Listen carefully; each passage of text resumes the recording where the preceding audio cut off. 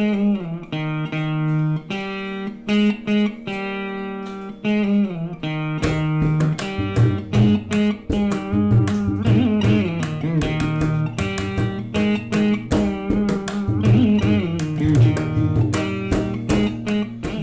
Welcome to Chitra Murali's kitchen.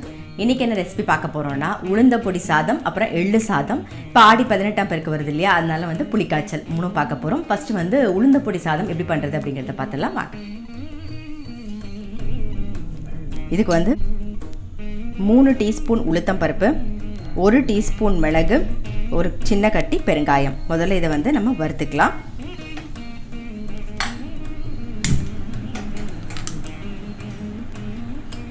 ஒரு drop எண்ணெய் விட்டுக்கிறேன். எண்ணெய் காஞ்சிடுது. ஸோ பெருங்காயத்தை முதல்ல வறுத்துண்டுருவோம். 3 டீஸ்பூன் உளுத்தம் பருப்பு, 1/2 டீஸ்பூன் மிளகு நல்லா வறுபட்டுருது. ஆஃப் பண்ணிவிட்டு இதுக்கு தேவையான உப்பு சேர்த்துடலாம். நம்ம சாதம் வந்து ஏற்கனவே உதிராக வடித்து வச்சுருக்கோம். அதுலேயும் வந்து கொஞ்சம் உப்பு போட்டிருக்கோம். அதனால் வந்து பார்த்துட்டு உப்பு போட்டுக்கலாம். இதில் இதுக்கு தேவையான உப்பு நான் போட்டிருக்கேன்.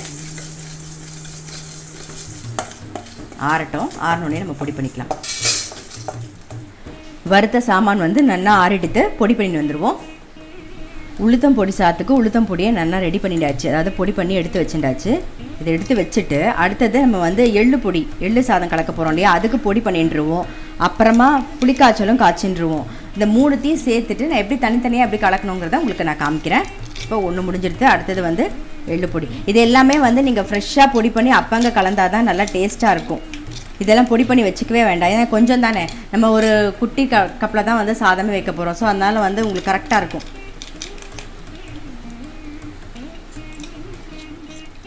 அடுத்தது வந்து எள்ளு சாதம் பண்ண போகிறோம். அதுக்கு வந்து எள்ளு பொடி ரெடி பண்ணிக்கலாம். இது வந்து 2-3 விதமாக பண்ணலாம். இப்போ நான் வந்து ஒரு ஃபஸ்ட்டு மெத்தட் உங்களுக்கு பண்ணி காமிக்கிறேன். அப்புறமா ஒன்று ஒன்றா பண்ணி காமிக்கிறேன் உங்களுக்கு. இப்போ வந்து கொஞ்சமாக எண்ணெய் விட்டுக்கலாம். இதில் வந்து வரமிளகா, நான் காரத்துக்கு ஒரு 3 வரமிளகா போடுறேன். ஸோ காரம் வந்து உங்களுக்கு தகுந்த மாதிரி பார்த்து போட்டுக்கோங்க. ஒரே 1 டீஸ்பூன் வந்து உளுத்தப்பருப்பு, 4 டீஸ்பூன் வந்து நான் எள்ளு சேர்த்துக்கிறேன்.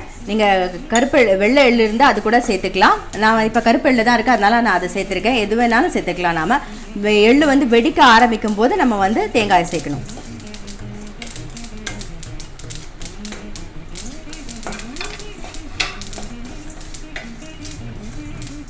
இப்போ வந்து தேங்காய் வந்து ஒரு 3 டேபிள் ஸ்பூன் சேர்த்துக்கலாம். தேங்காய் ஆப்ஷனல் தான், வேண்டாம்னா நீங்கள் தேங்காயை அவாய்ட் பண்ணிவிட்டு மிச்சதெல்லாம் வறுத்து சேர்த்துக்கலாம். தேங்காயோட ஈரப்பதம் போனால் போதும். ஸோ எல்லாம் சேர்ந்து நல்லா வறுபட்டுருது. ஆஃப் பண்ணிடலாம். ஆறுனதுக்கப்புறமா நம்ம பொடி பண்ணிக்கலாம். கல் உப்பு சேர்த்துக்கலாம், இதுக்கு தேவையான உப்பு.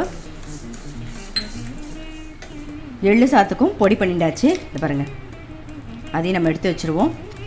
இது எள்ளு வறுத்துட்டு அரைக்கும் போது விப்பரில் வந்து விட்டு விட்டு அரைங்க. நீங்கள் அப்படியே தொடர்ச்சியாக அரைச்சிங்கன்னா வந்து எள்ளுலேருந்து எண்ணெய் பிரிஞ்சு வந்துடும். அதனால் விப்பரில் அரைச்சிக்கோங்க. ஸோ இப்போ இதையும் எடுத்து வச்சுருவோம். இப்போ அடுத்தது நம்ம வந்து புளிக்காய்ச்சல் காய்ச்ச போகிறோம். அதுக்கு வந்து வறுத்து பொடிக்க வேண்டியதை பொடி பண்ணிப்போம். ஒரு ட்ராப் எண்ணெய் விடுறேன்.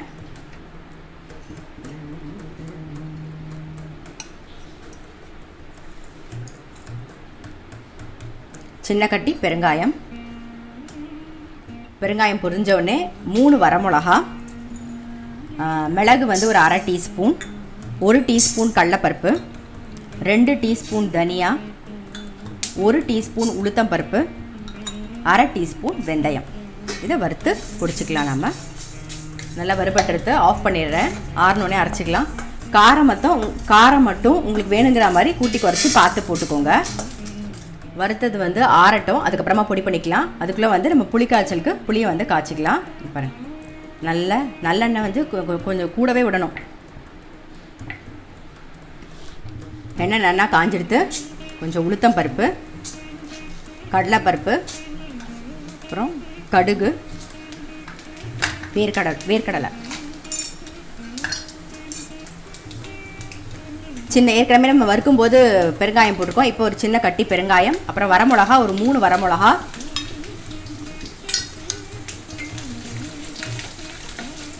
பாருங்கள் நல்லா வறுபட்டுருது.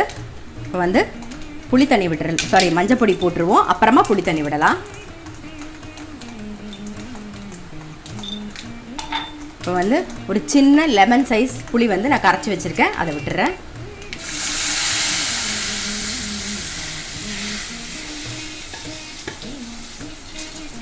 தேவையான வெல்லமும் போட்டுருவோம். அப்புறம் உப்பையும் சேர்த்துடலாம். தேவையான உப்பு, கொஞ்சம் கருவேப்பிலையும் சேர்த்துக்கலாம். எல்லாம் சேர்ந்து நல்லா கொதிக்கட்டும். புளி தண்ணி நல்லா கொதித்து வற்றி வரணும், அது வரைக்கும் வெயிட் பண்ணுவோம். புளிக்காய்ச்சலுக்கு வறுத்துட்டோமா, அந்த சாமான்லாம் வந்து வறுத்ததெல்லாம் ஆறி அரைச்சாச்சு, நல்லா பொடி பண்ணிட்டோம். இந்த பக்கம் பாருங்கள், புளி நல்லா வற்றி வந்திருக்கு பாருங்கள். இப்போ இந்த பொடியை சேர்த்துடலாம். பொடி சேர்த்து நல்லா கொதிச்செடுத்து இப்போ வந்து மேலாக ஆஃப் பண்ணிவிட்டு மேலாக வந்து நல்லெண்ணெய் விட்டுருங்க.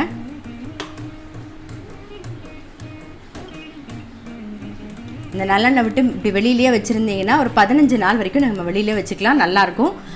இல்லை ரொம்ப நாள் வச்சுக்கணும் அப்படின்னு நினச்சிங்கன்னா நீங்கள் வந்து நல்லா ஆறுனதுக்கப்புறம் நல்லா ஏர்டைட் கண்டெய்னரில் ஸ்டோர் பண்ணி ஃப்ரிட்ஜில் வச்சுக்கோங்க. ஒரு 2-3 மாதம் வரைக்கும் நல்லாயிருக்கும்.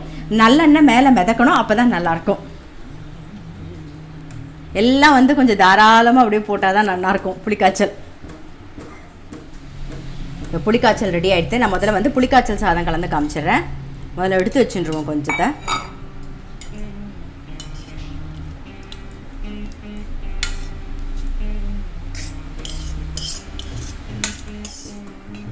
நம்ம வந்து இதிலே வந்து புளிக்காய்ச்சல் சாதம் கலந்துடலாம். நான் கொஞ்சமாக கலந்து காமிக்கிறேன் உங்களுக்கு.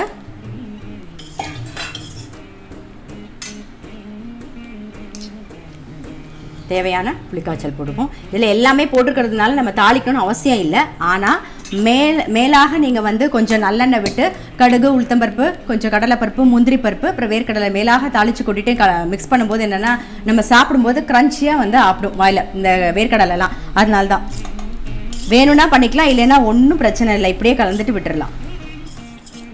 மேலாக கொஞ்சம் கருவேப்பிலை போட்டுக்கலாம். அவ்வளோதான், நம்மளுடைய புளியோதரை ரெடி. இப்போ அடுத்தது வந்து எள்ளு சாதம் கலந்துடலாம். சாதம் வந்து உதிராக வடித்து வச்சுருக்கோம். நம்ம பொடிச்சோம் இல்லையா எள்ளு பொடி, அதை மிக்ஸ் பண்ணிக்கலாம்.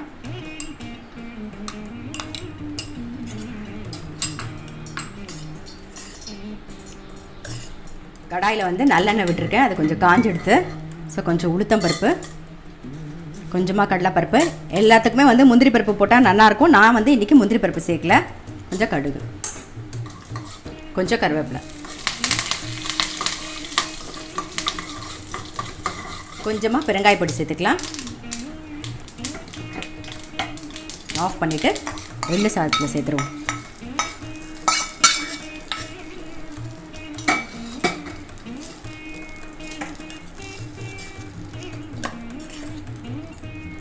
எள்ளு சாதமும் ரெடி ஆகிடுது.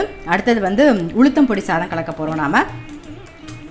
அதுவும் சாதமும் நல்லா உதிராக வடித்து வச்சுருக்கேன்.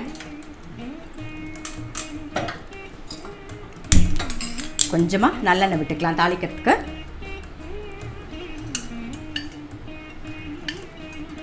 இப்போ உளுத்தம் பொடி பண்ணி வச்சுருக்கோம் இல்லையா, உளுந்து சாத்துக்கு அதையும் போட்டுடலாம். உளுத்தம் பொடி சாத்துக்கு அதையும் நல்லா மிக்ஸ் பண்ணிவிடுவோம். எண்ணெய் காஞ்சிடுத்து. கொஞ்சமாக உளுத்தம் பருப்பு, கொஞ்சம் கடலைப்பருப்பு, கொஞ்சம் சீரகம். ஏற்கனவே நம்ம பெருங்காயம்லாம் போட்டு தான் உளுத்தம் பொடி வந்து பொடி பண்ணி வச்சுருக்கோம். கொஞ்சம் கருவேப்பிலை, கடுகு,